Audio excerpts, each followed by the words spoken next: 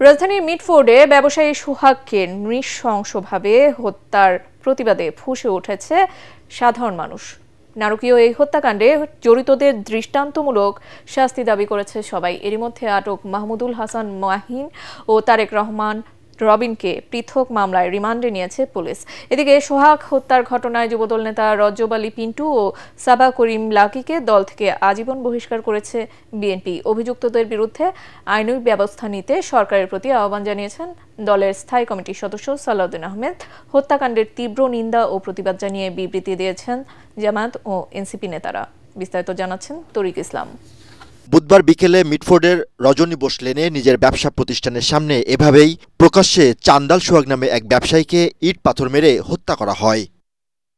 সামাজিক যোগাযোগ মাধ্যমে ভাইরাল হওয়া সিসিটিভির ফুটেজে দেখা গেছে সোহাগকে পিটিয়ে ও কুপিয়ে হত্যা করা হয়েছে। তারপর তার নিথর দেহ টেনে হিঁচড়ে হাসপাতাল চত্বরের বাইরে এনে শত শত মানুষের সামনে চলে বীভৎস উন্মত্ততা।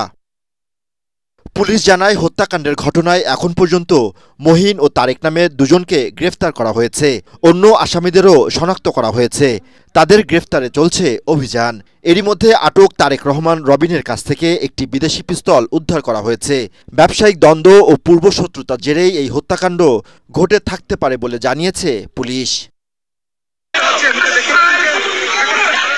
এই ঘটনায় নিহতর বোন মঞ্জুয়ারা বেগম কোতোয়ালি থানায় একটা হত্যা মামলা দায়ের করেন। এতে ১৯ জনের নাম উল্লেখ করে ও অজ্ঞাত পরিচয় আরও ১৫-২০ জনকে আসামি করা হয়েছে। নৃশংস এই হত্যাকাণ্ডের প্রতিবাদে ফুঁসে উঠেছে দেশের মানুষ।